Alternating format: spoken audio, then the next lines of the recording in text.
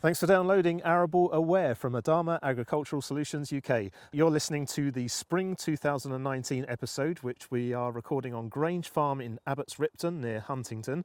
And as always, we've got a very busy show lined up for you. My name is Russell Goldsmith and I'm joined by our regular in-house technical specialists from Adama on fungicides and herbicides. That's Andy Bailey and David Roberts.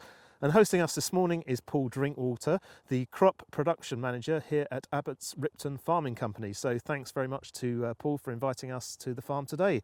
Now shortly we'll be hearing from Steve Cook, an agronomist at Hampshire Arable Systems, who advises over 40 farms in Hampshire, Wiltshire, Surrey and Sussex. And he'll give us an update on how the spring is looking for them, as well as plans for the summer. Plus we have a special feature interview coming up later in the show that I recorded online last week with Rob Harris, the communications manager at the Royal Agricultural Benevolent Institution, and Rob will be sharing some of the good work that they are doing in the farming industry. So as always, loads to get through, but Paul, it would be great to kick things off by getting an introduction to Grange Farm and what you're growing here. Well, welcome to Grange Farm and Abbots Ripton Farming Company. The company is based in North Cambridgeshire and it stretches from Huntingdon through to nearly March, if any of your listeners know where that is. So we've got four farming units in two farming businesses. Right. And altogether we farm about 3,600 hectares. Our biggest area is winter wheat, obviously, but we also grow winter barley, spring barley, sugar beet, spring peas, dried peas, spring beans, winter beans, oilseed rape, and not forgetting potatoes. And we let a bit of land out for onions and Fantastic. Sweet corn. And this year we've got a new venture. Today we're actually drilling our first field of hemp. And so, watch this space. Excellent. And farm's been around for a little while? Yeah, doing my research on your website. The Fellows family have been farming in this area since the late 1700s. Wow. And the Sir Edward Fellows, the original chap, came up from Devon. He was one of the original adventurers. If you don't know what happened, there was a famine, 1600s, right. And they looked at all this land in East Anglia, which was basically marsh and bog, and anyone that wanted to come up, throw some money at it, drain it, were given the land. So, they were given most of this. Right. That's really interesting. And they ended up with Ramsey Abbey and all sorts of things. Incredible. And now the title is now Lord de Ramsey. So. Right. And I guess we should reference there's some banging going on in the background. Do you want to just explain that to the listeners if they can hear that? Yeah, we're quite close to a field of rape that is still being pestered by pigeons, and there'll be a bird scarer going on. Right, okay, yeah. So hopefully it won't spoil the enjoyment of your listening. No, not at all, not at all. Now, we're going to take a wander in one of your wheat fields here. We've had a pretty decent spring. How's it all looking? The wheat looks fantastic. We had a very good autumn. We had a good drilling period. We were able to delay drilling to try and get on top of the black grass, and everything emerged well. The pre-emergence herbicides worked fine, and we've had a very, very good spring for getting on. And there's very little disease in the crop, even though we've given it the works, if you like. And but this crop of Skyfall looks exceptionally well, and I'll be disappointed if we don't get something like 12 tonne a hectare from it. Great. And David and Andy, let's bring you into the show. Any thoughts as we take a wander here? It's definitely a fantastic looking crop of Skyfall, there's no doubt about that. It's all very even, it's a cracking colour, it just looks really, really good at the moment. The one thing which we've all got to be concerned about is these massive cracks in the tram lines. Desperately short of rain. The crop doesn't seem to be suffering from it at the moment, but clearly to get the yield potential that Paul hopes this crop's capable of, we're not going to do that without some decent rainfall. Sure. Well, as always, we'll take some photos from our for our social channels so we can share some the pictures of the views that we've got here. But Andy, how about yourself? Yeah, no, just to echo that. I mean, it looks a great crop. I mean, it's pretty clean as well, as you've just said, Paul. I mean, it. Skyfall can have a bit of disease, but this spring, I suppose we've had some real dry weather, and that's helped keep disease down. And be interested to know from Paul. Did you T0 this, Paul? Yeah, I mean we run a high input system, and which is my decision basically. So everything has a full, a proper T1, which is based on epoxyconazole and chlorothalonil. And then, most of the crop that I think have got high potential has had a SDHI at T1, although we've trimmed the rates back, plus chlorothalonil, and it'll have a full spec SDHI at T2. And we will look at the weather and everything else and decide on T3. T3 is the one place I think you can actually save some money on, even with these milling varieties. Yeah, okay. I think. Okay, well, before we chat to Paul in more detail, in our regular feature in this part of the show, we catch up with growers from different parts of the UK. This time we're heading towards the south of England. I'm Steve Cook. My company's called Hampshire Arable Systems, so we're based central southern and mainly operating Hampshire, Wiltshire, but also a little bit in each county around that, and looking after about 30,000 acres, and I do a little bit of work for NIAB TAG as well as a regional agronomist. We grow, for winter wheat, we're growing a lot of quality wheat. We don't just grow barn filling feeds because we're looking for a higher end market.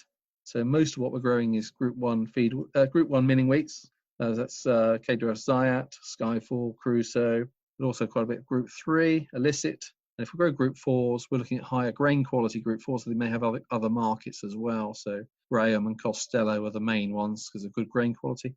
But always we're looking at disease resistance rather than yield first. So we're looking for robust, resilient varieties, low risk to grow. Probably the only exception to that is we've got Crusoe, which is very susceptible to brown rust, but that is the most reliable to get milling quality. So we grow that one for that reason. Winter barleys, we only really grow feed in this area because we're too far from the domestic markets for malting for winter. So it's 2 or 6 row hybrids, and we pick those mainly on disease resistance, but also looking at yield at the same time. Winter wheat fungicides have been a bit interesting this year because we've had a lot more later sowings and very little disease in them to start with coming out of the winter. So we've actually missed quite a lot of T0 applications and gone straight to T1s. And almost everything's had 2 SDHI treatments. So your T1 and T2 will be SDHI based, and always with chlorothalonil within that each timing. We've seen very little mildew this year, so we haven't had to add anything for that. Very little eye spot, so that's made our choices a little bit easier. And there's been a bit of brown rust around, but that just means we make sure that something that eradicates that is applied at T1, which most of the mixtures we're using do anyway. The main problem this year in winter wheat has been the growth has been very variable. We've had to do a lot of dissections of leaf. We're looking for leaf 3 at T1, and that's been a bit erratic in some varieties. So we may be finding some things we think we should be earlier have been later, and vice versa. So the main thing has been a lot of work just to make sure we're at the right growth stage for the timings, but everything seems to be sorting itself out now. So we're just getting on with planning the T2s. It's not been difficult. Winter barleys, again, we started with a good treatment. Most important timing, winter barley is the first one. So that's been an SDHI based, mainly Stiltra X-Pro with some Elatus era. And then we've been going back in between with Terpal and things with a multi-site for Ramularia. It's mainly been chlorothalonil this year. And we're looking now for ear emergence on the winter barley. We'll be finishing off with a reasonable fungicide at that point. But at the moment, disease pressure in winter barley is extremely low. In fact, it's low in wheat as well because Septoria just we haven't had the rain splash events. Control of grass weeds generally has been very good this time. Farmers with problem blackgrass delayed sowing, and that's made a huge difference to the level of control we've got. In fact, probably that's probably the most important factor in controlling blackgrass has been just drilling later. Obviously, we had a good autumn to get away with it, but it has meant we got less blackgrass, better control. We've had to do less spring top-ups. Done a few, but we're not seeing too much blackgrass in the crops, except 1 or 2 that drilled too early. And in terms of other weeds, at the moment, we are always on the lookout for wild oats. I think there's been less this year. Well, maybe prove wrong later. Broadleaf weeds, it's been very dry, so they've been very slow to emerge this spring, which has meant a lot more field walking. So it's always easy to make a decision, get on with it. But when you've got to come back, got to check again, it's a lot more work. So, yeah, it's been a reasonable season. Okay, well, spring barley's had a very wide drilling window this time. I think the earliest one started in January, quite a bit done in February, even more done in March, and a few done in April. So we've got all sorts of growth stages out there at the moment. Some are very much into stem extension now, and some are still early tillering. What we've been doing is trying to wait for the broadleaf weeds to do the broadleaf weeds and fungicide together, but being so dry, broadleaf weeds have been a bit absent. It's also meant that the disease levels in the barley has been very low. The only problem we've been seeing is Prepino has had a lot of mildew in it and has required some extra treatments. But we are now starting with SDHI treatments like Siltra, and in some cases we've had to add some Corbel to eradicate the mildew that's in Prepino. Other than that, we are really waiting for some weather that's going to be conducive to disease, but we're going to try to keep the program as cheap as possible. We haven't got the disease levels there. And there will be a multi-site included somewhere for ArableAware, maybe even 2. Depends what timing the first one goes on. If we're well into stem extension, we'll probably include a multi-site at the first timing as well as the second. If we're going earlier, maybe just a one at the second. So, David, any thoughts on what Steve had to say there? Very interesting to hear from an agronomist who has experience of different farms, different cropping systems, different soil types, etc. The thing that clearly comes out for me is his attention to detail, which is what everybody ought to be striving for, agronomists and farmers alike. Get the details right and everything else will come right, is my belief. Really pleased to hear how he's achieving some success in his battle with grass weeds, blackgrass and other grass weeds. And the key for Steve is the delayed drilling, and that is going to make a massive difference. Not so long ago we had 50% of winter wheat was in the ground before the end of September. Now we've got more typically second half of October as the target drilling date, and that is making a big difference. We'll just wow. So I'll get you. I'll come back to you in a second, David. But so we should probably also explain, as well as the noises that were coming over earlier. Paul, what did we just saw coming over here from? Well, that was quite an impressive little single-engine aeroplane. Looked like a bit of a cross between a Spitfire and a Hurricane.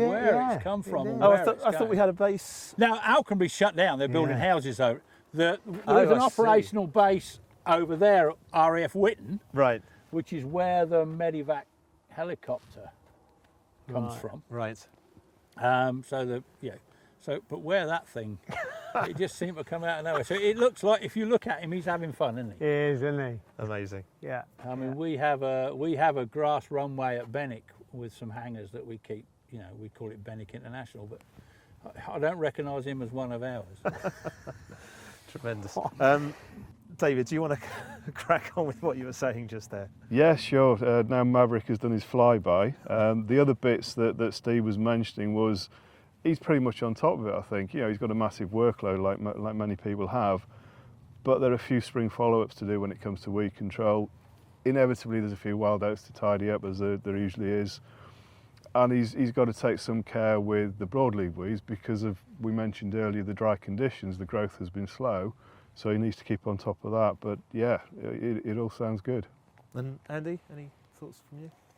Yeah, I think one key point from a disease management point of view that he mentioned was that he has a drive for disease resistance in his wheat varieties. I mean, it's absolutely critical to him. And so they will go for the best resistance possible obviously for the end market, bearing that in mind, etc. And the other thing he did say this year is that they've seen a lot of variable growth within varieties. So I think it's been the season. We've had warm temperatures, then we've had it go cold, then it's warmed up again. It's been so up and down that growth stages, particularly around T1, have been very variable from one variety to another. We've had some new varieties, such as I know I've heard comment from growers that X-Stays has been incredibly forward this year. But even across the same varieties, across farms, we've seen variable growth stages and a hell of a lot of dissecting of tillers to make sure that you get the T1 timing right when leaf 3 is emerged. Paul, hearing from Steve, who's advising growers down in Hampshire and Wiltshire and the surrounding borders around there, how are things compare here in Cambridgeshire? Well, first thing, I don't know how he gets around. It just seems to be. I thought I was busy, and I've just got I'm employed by this company, so I've only got me 3,600 hectares, and I think I'm busy. So I'm impressed by his attention to detail and everything else. But we're pretty similar. I'm a little bit different because the policy of the company is to go maximise milling wheat area, so we can't all the while choose varieties with the low disease resistance. We do grow Zayat, and we grow one called KWS Montana, as well as Skyfall and Crusoe. Crusoe obviously can be a bit dirty in the late summer from brown rust, so we've got to keep our eye on that. Which is why I'm very particular about, fungicides and getting them on at the right sort of time. And with a whole range of drilling dates, we start drilling winter wheat. We're much later now. We are in October before we start, or we used to get a good portion in September. But we'll still be drilling on Christmas Eve, right? Because we've got late lifted sugar beet, and so we have to sort that out, and that's a completely different ball game. So we've got a whole range of things. But yeah, he's attention to detail is everything, and timeliness. And as I've said, we've had problems with sprayer drivers. We've got two sprayers. And a Bowser that we try and use whenever we can, but we are always tight for time. And it's my job to, at certain times you have to prioritise. I keep throwing work plans out, and eventually that someone will ring back and say, "Can you prioritise these, because we're not going to get all these done in the time frame that you said we will." So everything's got to be a compromise, hasn't it? So timing's been affected by changes in temperature and crop growth as well? Not really. This has been one of the easiest springs we've had. Yeah, it's been warm and it's been cold, but we haven't had massive winds. Our biggest problem here is wind, and of course we've had no rain, so we really haven't had a stop. But we have things like sugar beet and spring beans and peas that come into the equation. They have to be looked at, in the whole spectrum of things. I mean, sugar beet has to come first, because you let the weeds get big, you have had it. Yeah. And obviously we grow potatoes as well, so they have an extended planting season. So the preems, or just before the crop comes, we have to drop everything and go and deal with those, which is a bit frustrating for the sprayer drivers. But all in all, this year they've done really, really well. And what about your control of grassweed? How's that been from the autumn application? I'm very, very pleased. We've got grass weeds in this field. It's at a fairly low level, but there's a trial plot behind us that can show you what it would have been like if we hadn't done anything. But yeah, all the pre-emergence chemistry worked really well last year, because because we're drilling later, temperatures are cooler, there's moisture, because that's the key thing with all these things is seedbed moisture, and we are pretty pernickety now. I want the preems on within 48 hours of drilling, if at all possible.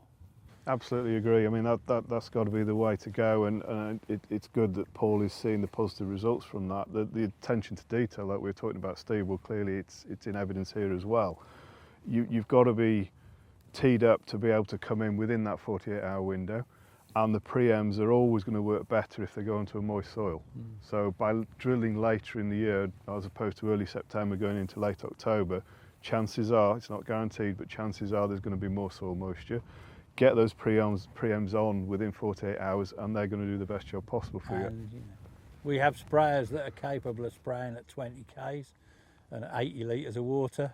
So it's great frustration to sprayer drivers. We're no more than 12k to 200 litres all the time. We have the forward back nozzles and all the good stuff on the sprayers.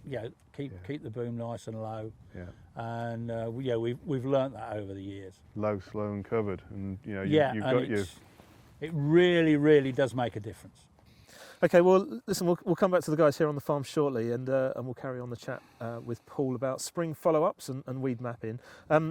In a change from our recent features, which have been very much about technology, we thought it would be good to focus on the human factor in farming. And last week I caught up with Rob Harris, the Communications Manager at the Royal Agricultural Benevolent Institution, and I started by asking him to give us an introduction to the charity. So RABI is a farming charity, and basically we support people of all ages in hardship, and we've been around since 1860, and we serve the farming sector.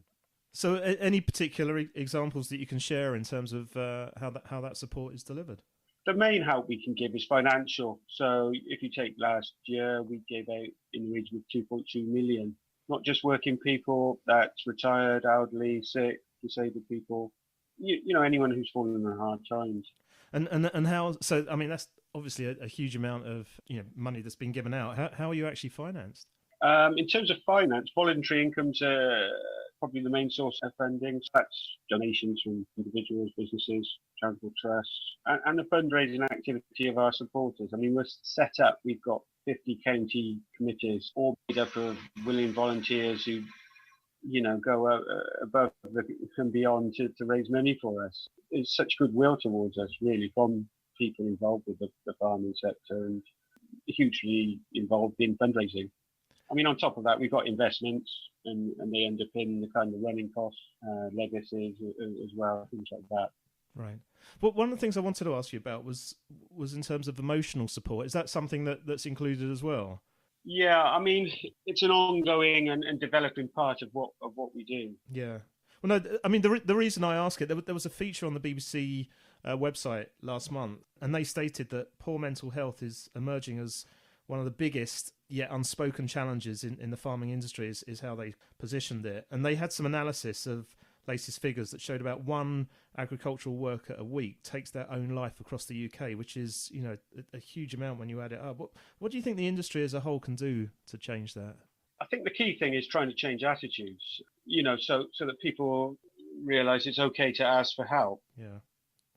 I think there's still a mentality amongst certainly some sections of farming that the way you get through problems is by maybe working harder and just trying to cope on your own.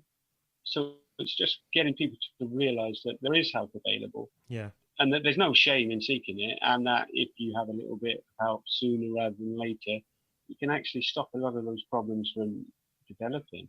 I mean, I mentioned the financial support we give. We can help someone clear some bills or, pay for an extra worker to come on the farm during a tough time. If we can do that early in the piece, that can stop a lot of those issues from getting worse. So, yeah, no, definitely. Yeah. and I think we need to collaborate more as well, with other organisations and other agencies and so forth. Often people come to us, they have multiple problems, and if we can't fix them all, then it's about trying to get other organisations involved that can help. So. Sure. Well, that leads me nicely on to my final question, because I wanted to ask you where, if people do want to find out more information about the charity, where's the best place for them to go? We've got a free phone confidential helpline, 0808 281 9490. If you call that, you'll come through to our office in Oxford and speak to someone who can help you. And what tends to happen is we'll send out someone to meet you in person and put a plan of action together. Also got the website, arabi.org.uk, and we're on social media as well. So look us up on Twitter, Facebook, Instagram. We're out there. Glad to hear from you. That's tremendous. Rob, really appreciate you giving up some time and speaking to the podcast today. Thanks so much. No, thanks for your support. So thanks again there to Rob Harris for taking the time to chat to me last week. Paul, what's your thoughts on what the team at ArableAware are doing? Well, I hope I never have to take any benefits from them, but Sure. I think it's wonderful what they do. It's very sad that there are farmers, for whatever reason, that can work all their life and end up not having enough money to retire on.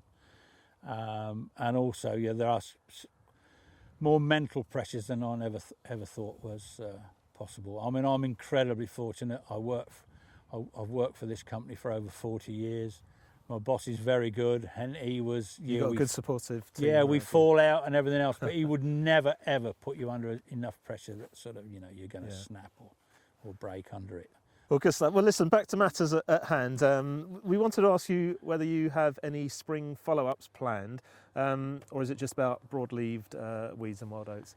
Yeah, it's broadleaf weeds, certainly on the heavy land, tend to get mostly taken care of with the pre-emergence herbicides. On the lighter soils and the later drilled crops on the fenland, yes, we follow up with some broadleaf weed control, usually based on some sort of sulfonyl urea and fluroxypyr mixtures.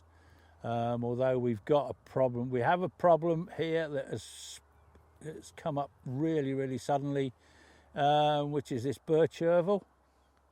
And once that comes in from the headland, it don't half grow, and that is being a problem. So we've had to use a product called Zypar or whatever they call it, with a bit of AliSX to put that to bed. Yeah, yeah. And it's, I found a few patches of that, and we've had to deal with them separately. But the big problem usually is cleavers. Yeah. Cleavers and mayweed tend to get through the preem, so you've got to tickle them up. It's absolutely right. I mean, what tends to happen now with the relatively heavy loadings that we put on where the driver weed is blackgrass, then the activity those active ingredients have on the range of broadleaf weeds largely takes care of them. Birch herbal has been talked about more and more over the last couple of years. It's really quite recent. Cleavers, they've always been a problem. Always been about them. They've always been about. You can control them with fluroxypyre, with SUs, with fluorouracil. We have a product called Cleave, which is a mix of those, and that does a very good job, and it's a good tidy up on chickweed and especially late cleavers as well. So there is the opportunity to do that, but with the chemistry that's going on back end, it tends to do a pretty good job. You really are looking out for peculiar weeds, which is what birch herbal has been, but becoming more prevalent now, and the usual suspects, which are cleavers and in some cases wild oats. And the other thing we've got ALS resistant poppies. Right, okay. At Ramsey. Right, but the Aralex will do them, I guess. Yeah, but it will do, yeah, but they, my wife is quite likes to see them. Yeah. Which is quite annoying, really, but yeah, Aralex will do that. The thing with Cleave, that's got the fluorouracil in it, which is an ALS inhibitor, triazolapyrimidine, not an SU. And depending on the mutation, that will control them as well. So there's still the opportunity to use that chemistry. So Cleave would control those if it's the right mutation. And what about, do you use weed mapping? How do I answer that? Yeah, not really, but because it's not easy. In fact, I haven't really seen a system that really works. The weed mapping that I've done has normally gone, well, we'll fly over it with a drone, and then I'll go through and Mark these areas. canes behind you here, Yeah. they're GPS.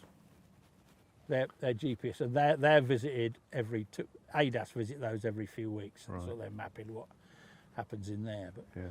last year, because the spring was so wet, my governor, we're very keen on drainage, always has been, as he drained his ancestors drained the how we fens got and here. got given all this land, so drainage is pretty important.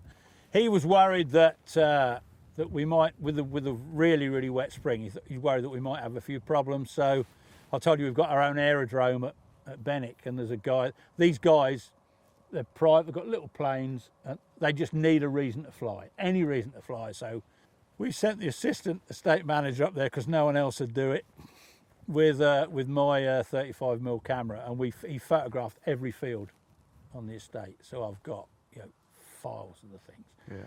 What that showed us was our drainage is pretty well all right. Good. A lot of our neighbours certainly aren't, but we were able to pick out some black.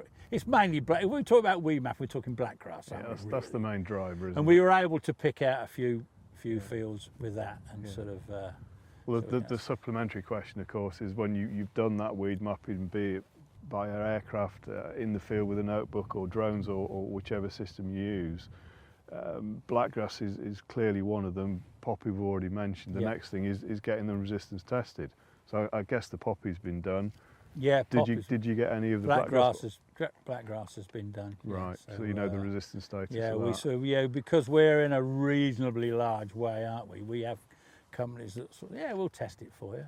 You get the seed, we'll test it. Right. And has that changed the approach, or has it affected the cultural aspects more than the chemical choice available because of the resistance I think status? it's the cultural aspects of it more than anything, because we are pretty well resistant now. And I think farmers in Cambridgeshire, I think, have accepted the fact that there is a high degree of acceptance that if there is blackgrass, then it's going to have some degree of resistance.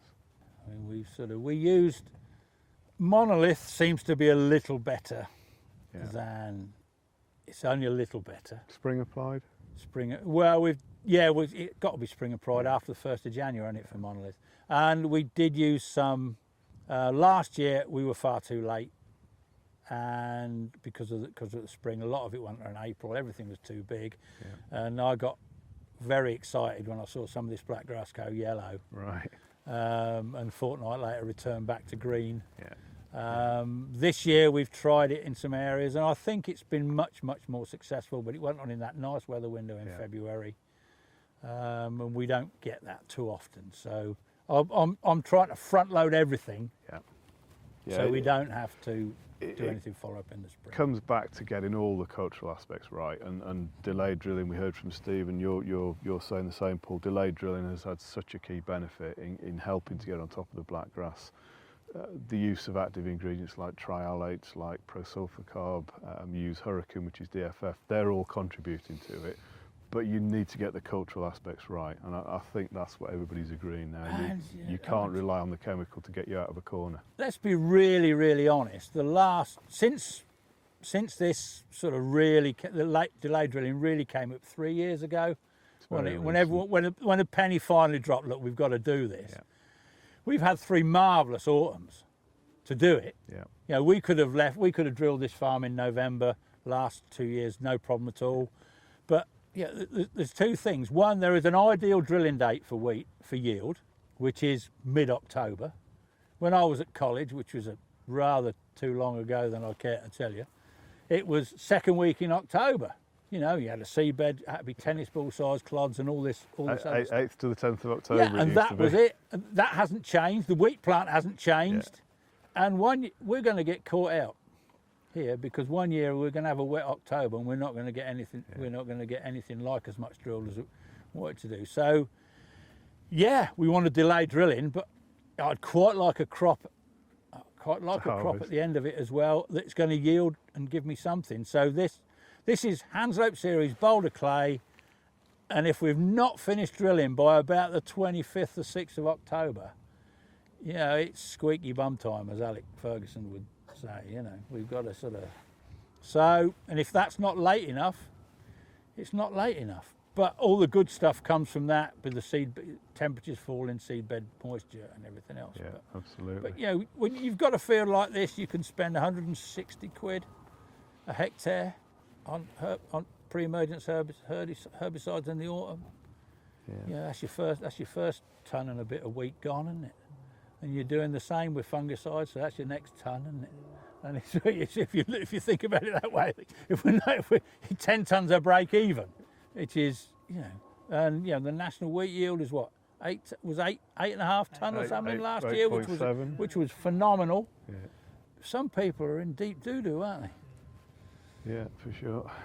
I mean, that, just as an aside, from a fungicide point of view, that later drilling has a big knock-on Septoria as well. You know, I mean, you compare a September drilled crop to something drilled mid-October, and it can have a huge impact on the amount of inoculum that you start to build up on Septoria. And I mean, it's really, you know, for me, it's having a big impact with this more delayed drilling, particularly in the blackgrass areas, you know, on the disease control. And I mean, you're then able to really get on top of it and get the products timed. It's all in the mix, isn't it? I really think it is. Just while we're in here in the Skyfall, I forgot to ask you earlier, have you had a yellow rust issue in here?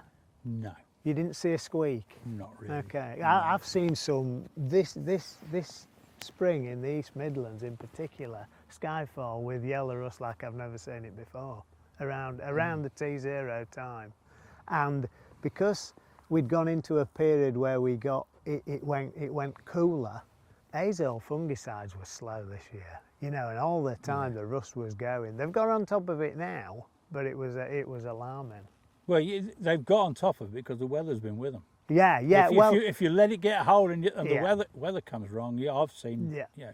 I mean, I've been I was a big fan of CMI. You know, Dr. Chris Green. The late Chris Green. Yeah, the late Chris Green, and you know, and I've sort of followed a lot of his advice and what he thinks about, and he invented the term T0, didn't he? Or he proudly tells us it was. And, you know, it's just get on and get it done. One of the things that stuck with me for years, he said, look, yellow rust, write your crop off. you know, Septoria knocks your yield by 40%. Which one do you want? And the other thing is, I see what everyone writes in the press, and I see all the plant breeders, and I see all the, you know, but a Septoria rating of 7 doesn't mean it doesn't get it. Oh no. You know, it might not get it before one, but it's you've still got to treat it. Haven't Yeah, yeah. It's one of the tools, isn't it? You've got this toolbox, and it's one of the components of this integrated control. But another one that you really do have to use is the fungicides. Yeah. So they're all working together, aren't they? I mean, my feed wheat. Well, on this farm we grow a variety called Gleam. We're growing it for seed, but on my main Group 4 is KWS Kerin, which is bred from Santiago, which is a big old beast. Yeah. But you know, if you want something that might get yellow rust, that's one of them. So if you like, you use that as an indicator. You look at that first, don't you? And, so if that shows signs of it, let's spray everything. Yeah, yeah.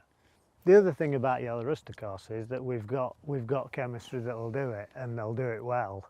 Yeah. The thing we've got to be mindful of is, at the moment, Septoria, you know, Hazel's SDHIs, they're not working as they used to.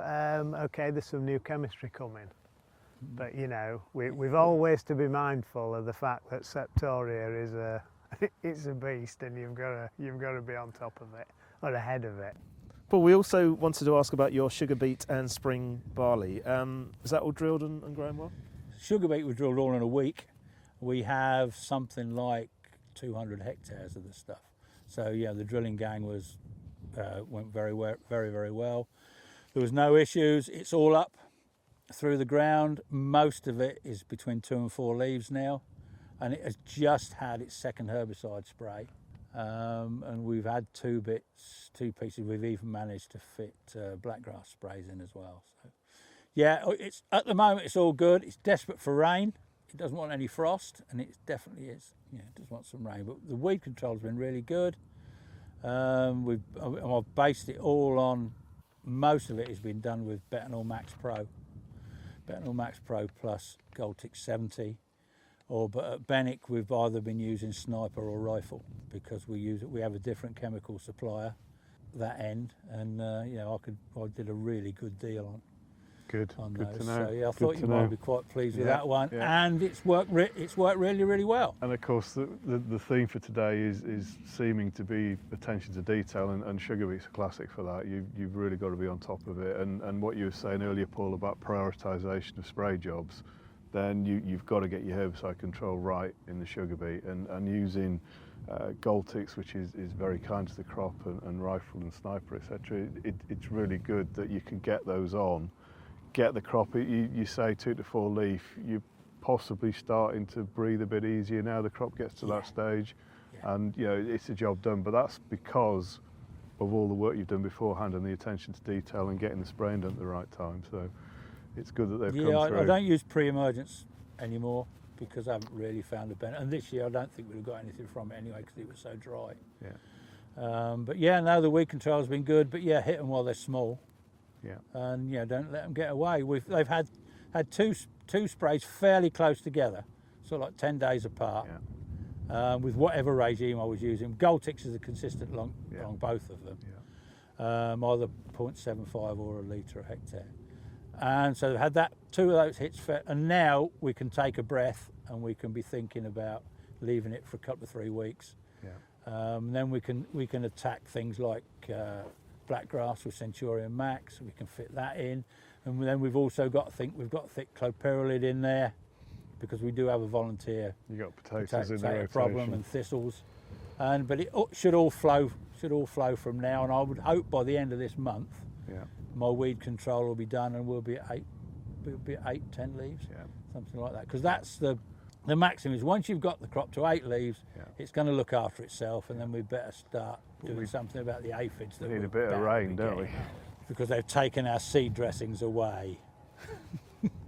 Okay, well, before we wrap up, there was one last thing we wanted to talk about, and that is the CTL revocation. Paul, we'll come to you in a second on that, but before I do, I asked Steve Cook, who we heard from earlier, for his opinion on it, and whether he has a plan in place for when it's gone. We are, of course, very disappointed by the revocation of CTL. It's been a very cost-effective part of fungicide programs for many years and very vital part of resistance management. So when it's gone, we will be looking at alternatives. We've got to see how the new fungicides for wheat, like Revasol and Nitrec, when they come along, what they will do. But we will be looking at other multi-sites, possibly Folpet, something like that, for future years. We know they won't be as good as CTL, but we've got to have something else in there as an anti-resistance strategy. And we probably need to see a bit more data on how good Folpet is on Ramularia, but it may well be part of the programme for the future. So, Paul, what's your thoughts on this issue? It's gone, isn't it? You know, that's it. This is the last year, isn't it? I think we've got a bit of a use up next spring if we have any kicking about in the chemical store. So we'll be using something else, won't we? And I think we all know what we're going to. We're all standing in a field. You've got Adama jackets on. I think we'll all be looking at Folpet with renewed interest. A few years ago, I did some work with a liquid Mancozeb product, which I found was quite successful. But I think we're losing that as well, aren't we? Isn't Mancozeb on its bike as well? We don't know yet. I think it's to say, but I think it's written in the stars, I think. So there is. Have I got a plan in place? No. Are there alternatives? It looks like there are. I bet they won't be as cheap. I think it's true to say, isn't it, that chlorothalonil was very effective and cost effective, I suppose. You know, the thing for me is that it's multi-site chemistry. Yeah. You know, and that's the most important thing. And absolutely, these things are just contact protectants, but they work on a level for me. You know, I mean, chlorothalonil was extremely effective. Folpet is effective. They're a very low risk for resistance, and they will work like that without eroding away. You know, and they're also protecting this single site chemistry. You know, the existing ones like the azoles and the SDHIs, but also the new stuff that's coming, because all that will be single site chemistry as well. So for me, I'm a great advocate of utilising multi-sites while they're still available. So you know, absolutely. And of course, I'm here with an Adama coat on, and Folpet is a multi-site, and it's available. So for me, I'm hoping that growers will grasp this and maximise its use in programmes. Don't know what your feelings are generally on resistance, Paul. Are you using the chlorothalonil that you use at the moment, which you've said you've got in programmes? Are you using it for its disease control, or are you using it for the resistance management? Oh dear, yeah, that's an interesting one, isn't it? You know, I'd never really thought about it. I just use it, you know, and so I suppose I'm doing a bit of both, really. But we are trying to protect the SHDI chemistry, which is why everything's provided in mixtures, isn't it? So, we've using a whole, we've got a basket of chemistry, and I've found chlorothalonil very effective. And we try to get some on every leaf up to flag leaf. Yeah.